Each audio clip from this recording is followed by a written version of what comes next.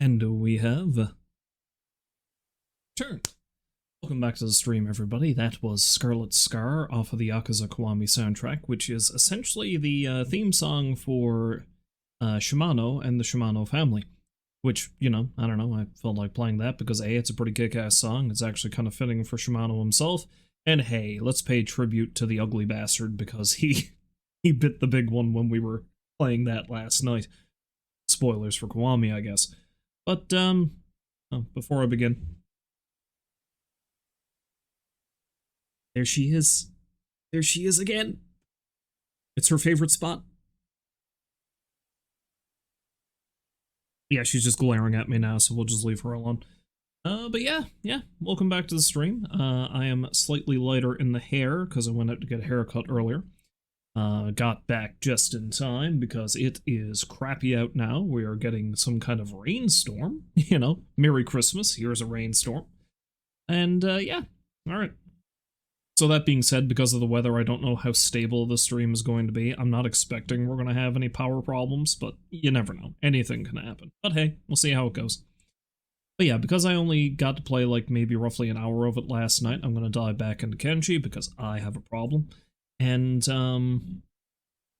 before we do that though, as you can very plainly see in the title I've got there, I'm going to talk a little bit about the Game Awards. I believe I even mentioned yesterday that I was going to have a little chat about. And honestly, I don't have a whole hell of a lot to say, and we'll get to why near the end of it, but let's just start with,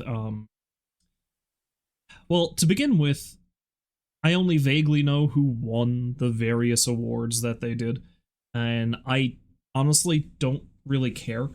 I don't know, I legitimately, I mean, yes, more power to the people who actually won these things. It's like a nice validation for the work that they did, especially because of how fucky the video game industry's been lately. So it's nice that they get some sort of recognition, so I got no problems with that. It's just that me personally, a game winning an award does not really affect my enjoyment. You know, that's just kind of my opinion on the matter. And the other thing about that is, and this is something that I've heard other people say, is that very clearly not everything is everything that was released in the past year has been represented in this. Because it's not always a sign of quality as much as it's a sign of what was popular. I mean, all awards show are popularity contests, let's be real. And, basically what was most notable, what had the most money thrown behind it, what made the biggest splash one way or another, basically. A good example of that is this one game, Balatro, or Balataro? I don't know, I don't know how you pronounce it. That became a really notable indie hit over the past year, and that won a pile of awards because of that.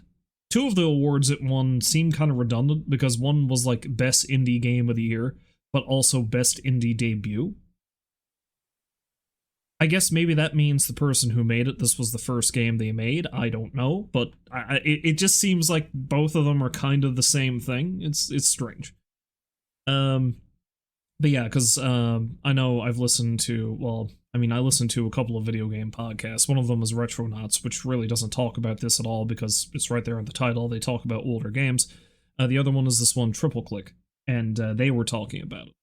And the one thing they specifically mentioned, specifically in the indie sphere, was like, yeah, Balatro is good. I need to actually look up how it's spelled because I'm positive. Yes, Balatro. All right. For whatever reason, I thought there was an A in there.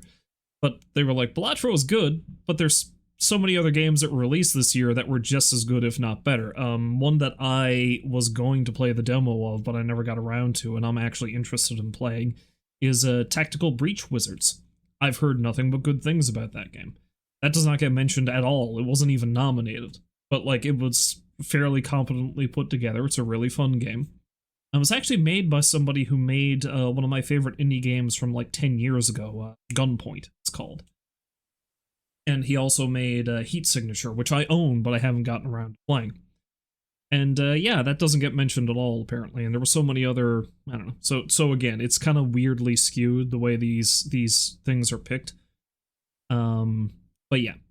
But the one thing that I was semi-interested in this are the announcements. And I say semi-interested, and again, we'll get to the reason why this kind of event, this kind of award show, doesn't speak to me in particular.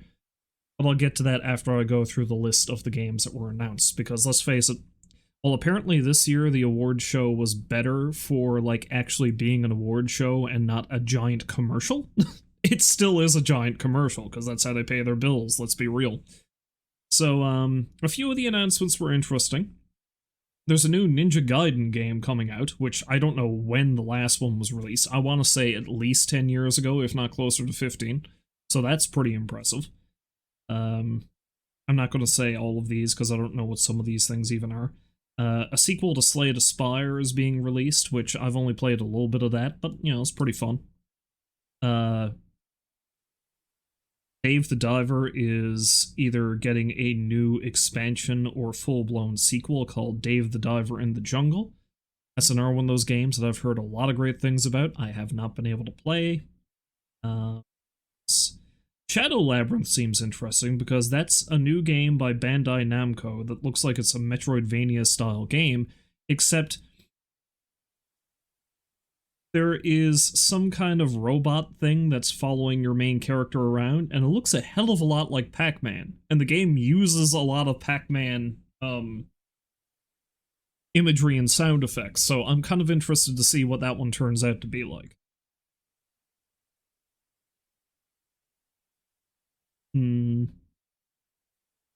Let's see, what else? Honestly, there's a bunch of stuff. They released a trailer for The Witcher 4, which looks really cool. The thing about that is, the Witcher series is fairly well regarded. I do like the books. I've mostly liked the TV show. I kind of fell off of it after a while. And I do own, in some capacity, 1, 2, and 3. I've owned Witcher 1 and 2 for years. Have not gotten around to playing any of them. I really need to, but, you know, time. Time is a problem. But yeah, Witcher 4 looks like it's pretty good. Apparently there is going to be a sequel-ish spin-off thing for Elden Ring called Night Rain that's very co-op heavy. That's an interesting take for them, but alright. What else? They released a trailer for Borderlands 4. I was kind of meh about Borderlands 3. I didn't hate it as much as a lot of people did, but honestly, Borderlands is one of those games that I kind of get into, but don't really stick to. The second game is the one I stuck on to the most, but even that I never properly finished. They're releasing a new Virtua Fighter, of all things. It's been a long time since they've done one of those, and I just find it interesting that these older franchises are getting reborn, essentially, and like that's one of them. There's a couple of more they announced too that are very similar to that. Oh god, I've never actually said out loud the name of the studio that does the Yakuza games. Ryuga Gotoku. I think that's the name of the studio. RGG Studios, essentially. They're releasing a new game called Project Century, or at least that's what the current name for it is, which apparently takes place in Japan in 1915. It's a third-person action game, so it's much like the Yakuza series, how it started, and it seems much more brutal than any of the Yakuza games are, and it remains to be seen if it's actually connected to that series or not. Because they haven't really announced much. They just showed a really kick-ass trailer for it, and it just looks really good. They're rebooting the Turok series, you know, Turok the Dinosaur Hunter, that first-person shooter series, that's getting a reboot.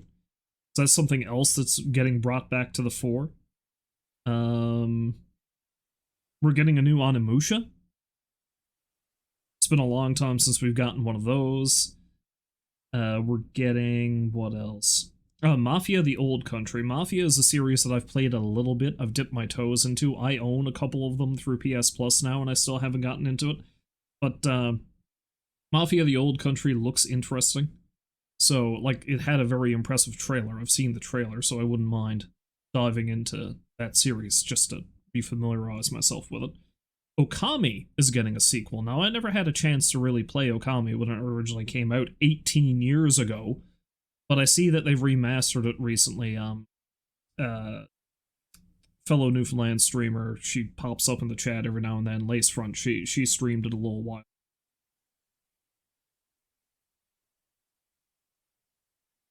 I feel like there's something missing off of this list. Yeah, there is. Yeah. Which was ironically the thing that's missing off of this list that was announced during the Game Awards is probably the game I'm most excited for. I remember.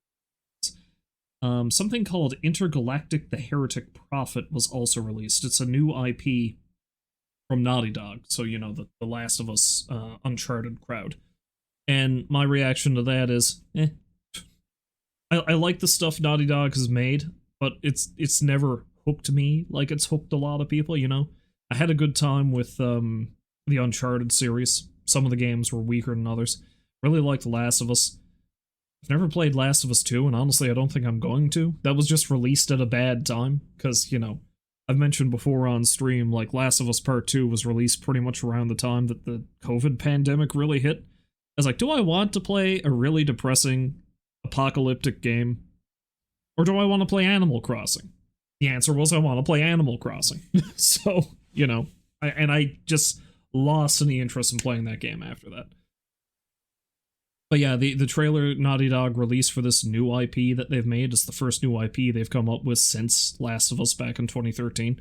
It's okay, you know, but there's not really any information about what it even is, and it was mostly a cinematic trailer, so it's kind of hard to say what it even does, you know?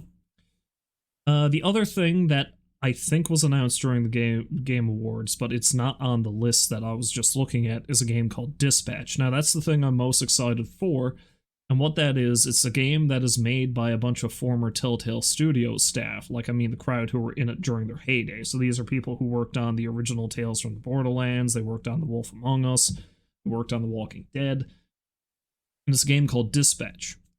And the whole premise of it is you are a former superhero who's been disgraced, and you are working at a superhero call center, essentially. You're at a dispatch center. You take in calls, and it's this organization game, kind of like this game, This Is the Police, I briefly streamed years ago.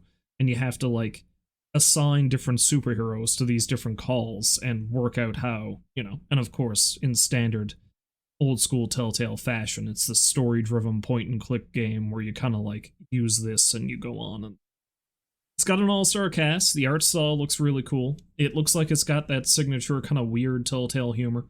And I'm down for it. Like, I'm really intrigued to see how that turns out. So I'm kind of excited for that, if nothing else. And yeah, so there's that. But now we get to the specific reason why I honestly don't care too much about the Game Awards, and that is, now it's not simply a matter that I'm old, though that is part of it. See, this is something that was never an issue growing up, and I feel like what it is now is, like, when I was a kid, and for context, again, I am old, I was a kid in the 90s, and I entered my teens in the early 2000s. So, like, you know, and again, I grew up in a fairly small community, and there were usually, like, some pretty big video game releases on the horizon, and there were these games you'd be looking forward to, but you never really were able to get a bunch of them in the one go. Like, I remember there was one Christmas, me and my brother got a used PlayStation and 8 used PlayStation games. And these were games ranging from they were only released earlier that year to, like, I don't know, near the beginning of the PlayStation's lifespan. Because I think we got a PlayStation in 2000. The PS1 was out for 5 years at that point. And that was a bombshell. It's like, oh my god, look at all this stuff we got. But, like, so my point is that video games weren't released at such a massive, hectic pace that they are today. And that's part of the reason why, like, not everything was represented in the Game Awards, because, I mean, that's not entirely their fault either, because realistically you can't. There's just so much shit that gets released throughout the course of a year. And, like, there's always these major tentpole games they release. And it's also kind of hard to judge something by, like, this is the year it was released, so we're going to judge it as, like, this was the best game of 2024 or whatever. because there's just so many games these days that like they're released and it's not just here's the game, this is it. Like you get the game, you play the game, that's it. It's like here's the game, we're gonna constantly update it. We're gonna give you some more DLC. So this game is going to continue in existence for the next 5 to 10 years, maybe. And sometimes that's not necessarily a bad thing. A good example is Stardew Valley. Stardew Valley was released about a decade ago now, and it's constantly getting free updates. And that's good. That's a good thing. But there's just so much in the game that, like, there are people who this is their game. Like, that's all they play. It's all they play. It's all they're ever going to play. And they can do that because there's just so much you can do in it. And again, that's not a bad thing, but it also limits your options of games you could branch out to and try, because you're just so stuck on the one thing. What I'm going to play now in a minute, Kenshi, is a perfect example of that. That game is technically endless. There's so many different ways you can approach it, which is good, but, you know, it's like bogs you down, shall we say. So there's that, and then of course the other side of that, you get the live service games, which have been tanking pretty hard these days because people are starting to finally get sick of them. Suicide Squad is a good example of that. I haven't been following it too much, but apparently with their new, the most recent patch thing that they're releasing, or the recent season, or whatever the hell they call it these days, that's it, they're done. So the entirety of the thing they had planned they were going to do with that, they're cutting it short because it's just doing so poorly. And there's a lot of people who have been gloating about that, and, you know, hardy-har, look at them crash and burn. I don't know. I never was interested in playing the game, but I still feel bad for them. Because it's like, you gotta wonder how much of this is the people actually making the game wanting to do it, and how much of it is company mandated. Because you get to the point where, like, these major companies, especially Warner Brothers these days, in their gaming thing, is like, people noticed that these live service things were making money. And they're like, oh, we should all do this. Problem is, if you all do that, then you've got so many of these games that technically have no end. And to get all of the content out of it, you need to keep paying them more and more money. So, like, how many people are going to be spending all this money on all these different games repeatedly? Like a fucking monthly subscription. And that's not even getting into MMOs that follow that thing, you know? Which, honestly, I figured that's more bang for your buck than something like Suicide Squad. But, you know, whatever. So, you know, that's just a weird way to go about it. I'm going off on such a massive tangent, I think I'm actually kind of getting away from the original point that I was trying to make. I can't even, it's like, what the fuck was I even talking about? Oh yeah, but the reason why I'm not terribly excited about the Game Awards is, like I said, there are just so many games that are released in the run of a year now that, like, again, I listen to these podcasts, so I listened to this podcast, Triple Click, and they were talking about, like, a lot of the things they're really into nowadays. I don't think there's a single game that was released in 2024 that I actually played, unless it was like a demo for a game, because I have a massive backlog of stuff I've had for years that I simply cannot get to, you know? Because I work a full-time job, I've got other shit I'm doing, I very rarely play video games off-stream now, like, I just simply don't have the time. So, you know, how do I get to it? A perfect example is, like, one of the good things that the Game Awards did this year is they actually gave people more time to actually speak. Rather infamously, Sven Vika, I think his name is, the guy who runs Larian, who did Baldur's Gate 3.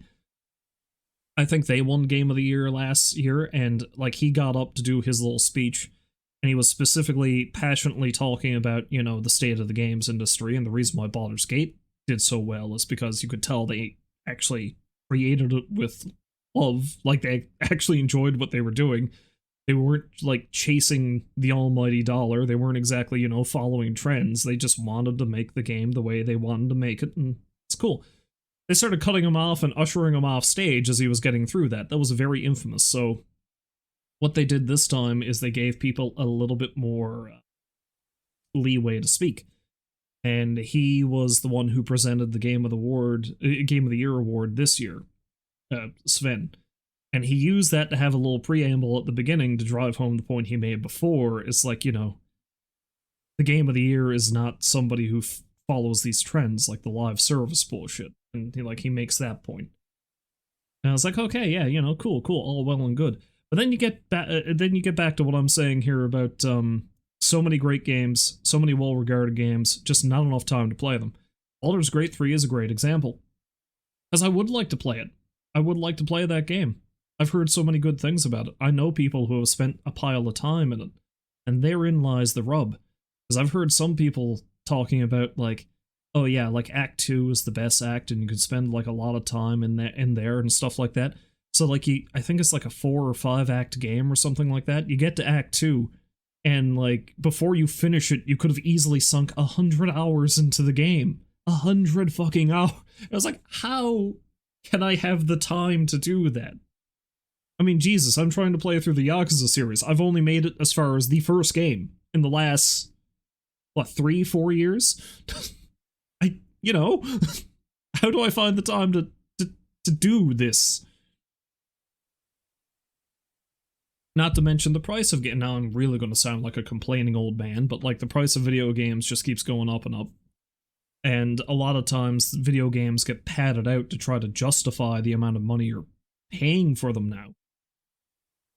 And this is again hilarious because me complaining about that when I'm about to play a game that has so much shit on it, I'm never going to technically quote-unquote finish it, but, And it's just, I simply do not, yeah, you heard me. I actually don't have any donuts. I simply do not have the time, money, or patience to keep up with new releases anymore. I just don't. Like, I cannot justify throwing down. Baldur's Gate 3 is a good example. I occasionally see the game on sale, but it never goes down below like $60 Canadian, if that. Usually it's like 80, I think. And I was like, oh yeah, that's probably what it's worth, considering the amount of stuff you can do in it, considering how much time you can spend with it. But I was like, I can't spend any $80 on a game that I'm not going to be able to get to play for another 5 years. That just doesn't compute with me. I can't do it. Because it's like, I'm not making piles of money. I can't just go out and buy a PS5, especially since I have no idea what I'd even play on a PS5, and even if I got a game for a PS5, I probably wouldn't. I mean, Jesus, my PS4, me playing Yakuza Kiwami last night was the first time I actually played a video game on it since the last time I played Yakuza, which would have been in August.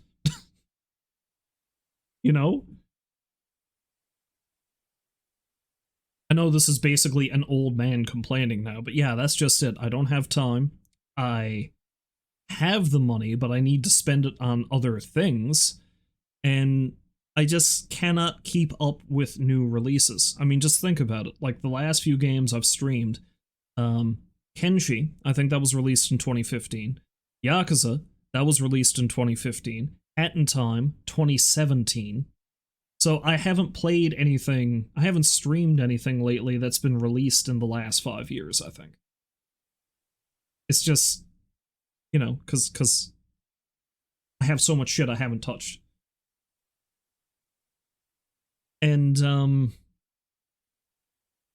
this is another tangent, but another thing that I kind of feel like is fallen by the wayside is, and this is going to sound like a weird thing for me to talk about, but I kind of miss the days of quote-unquote mediocre games, because a lot of times the only thing that really gets a lot of press is if a game really sucks, or if it's considered to be top tier.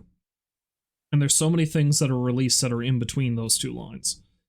And there are certain games that are considered not even bad, quote-unquote mediocre, that people just thoroughly enjoy, but they get swept under the rug more and more these days because, like, the only things that really ever catch people's attention or are if a major AAA game either is really good or tanks really hard, or an indie darling that just comes out of nowhere and blows the doors off everything, but everything else gets swept under the rug.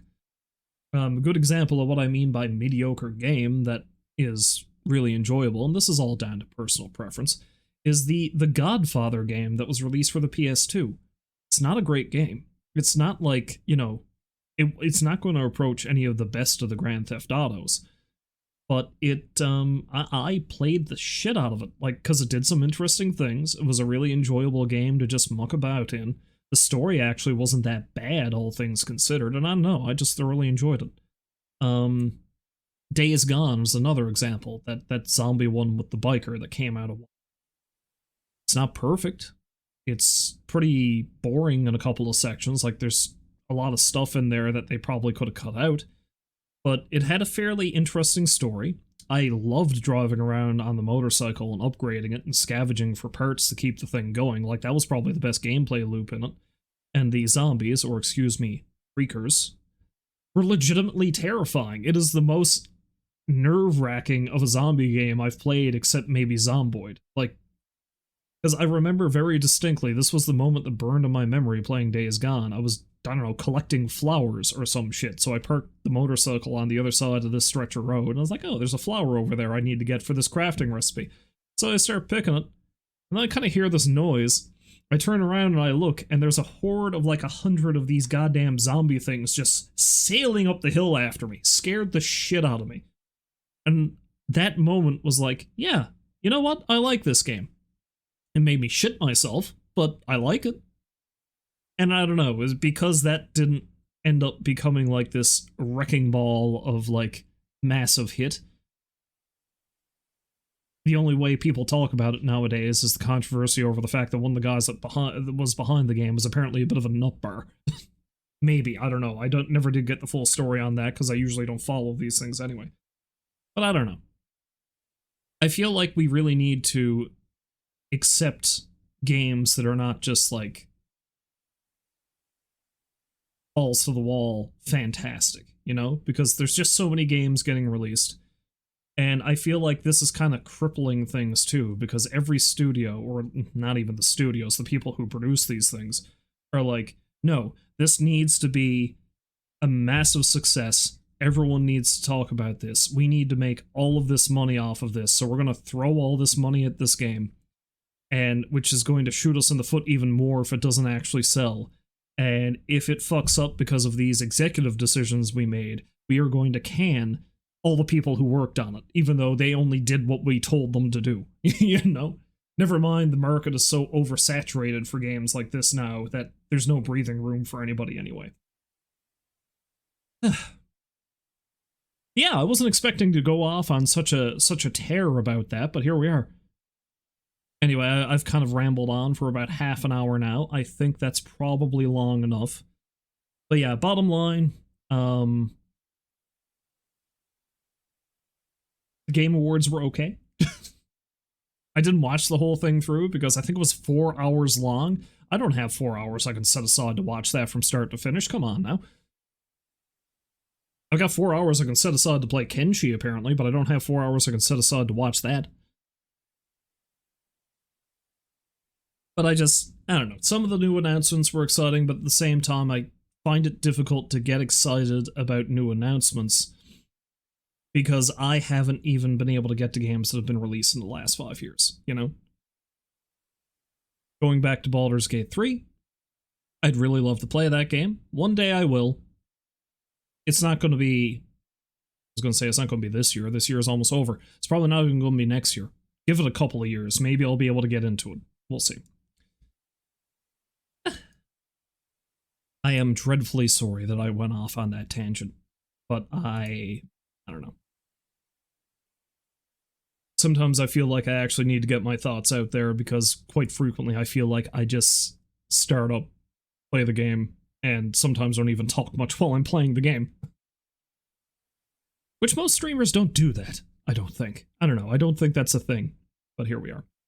But yeah, that's enough of me talking about stuff that really is probably not even all that interesting. Let's go into Kenshi and see if I can make any more gains in that. So let me just switch over the thing.